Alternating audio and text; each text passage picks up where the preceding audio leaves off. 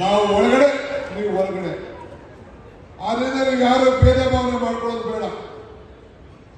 ಈಗ ತಾನೇ ಮುಖ್ಯಮಂತ್ರಿಗಳು ಕೂಡ ನಿಮ್ಮ ಸೇವೆ ಬಗ್ಗೆ ನೆನೆಸಿಕೊಂಡು ಕೊರೋನಾ ಸಂದರ್ಭದಲ್ಲಿ ತಾವು ಮಾಡಿದಂಥ ತ್ಯಾಗ, ಆರೋಗ್ಯವನ್ನ ಜನ ನ್ಯೂಸ್ ಪೇಪರ್ನ ಮನೆ ಒಳಗಡೆ ಗಂಡ ಹೆಂಡತಿ ಕೊಡಕ್ಕೆ ನಿಲ್ತಾ ಇದ್ದ, ಹೆಂಡತಿ ಮಕ್ಕಳು ಊಟ ಕೊಡಕ್ಕೆ ಹಿಂದೆ ಮುಂದೆ ನೋಡ್ತಾ ಇದ್ರು.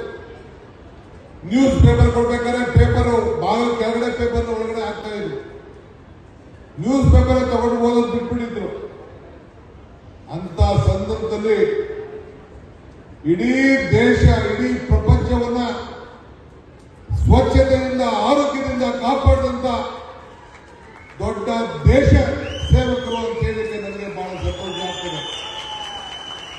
ಆದ್ರಿಂದ ನನಗೆ ಈ ಇಲಾಖೆಯ ಜವಾಬ್ದಾರಿಯನ್ನ ಮುಖ್ಯಮಂತ್ರಿಗಳು ವಹಿಸಿದ ಮೇಲೆ ಇವತ್ತು ನಾವು ಅನೇಕ ತೀರ್ಮಾನವನ್ನ ತೆಗೆದುಕೊಂಡು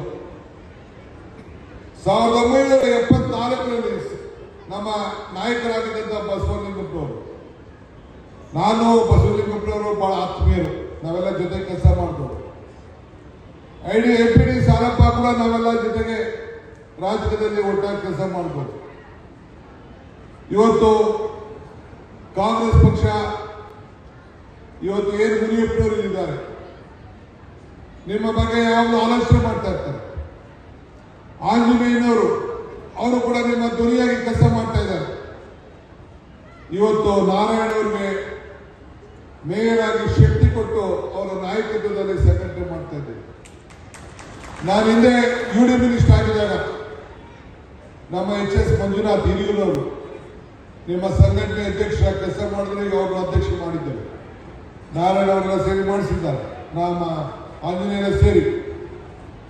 ಅವರು ಕೂಡ ಬಹಳ ಹೋರಾಟವನ್ನು ಮಾಡಿ ಲಕ್ಷಾಂತರ ಮಂದಿಯನ್ನು ಸೇರಿ ಸಂಘಟನೆ ಮಾಡಿದ್ದು ನಾನು ಇವತ್ತು ನೆನೆಸ್ಕೊಳ್ಳಿಕ್ಕೆ ನನಗೆ ಬಹಳ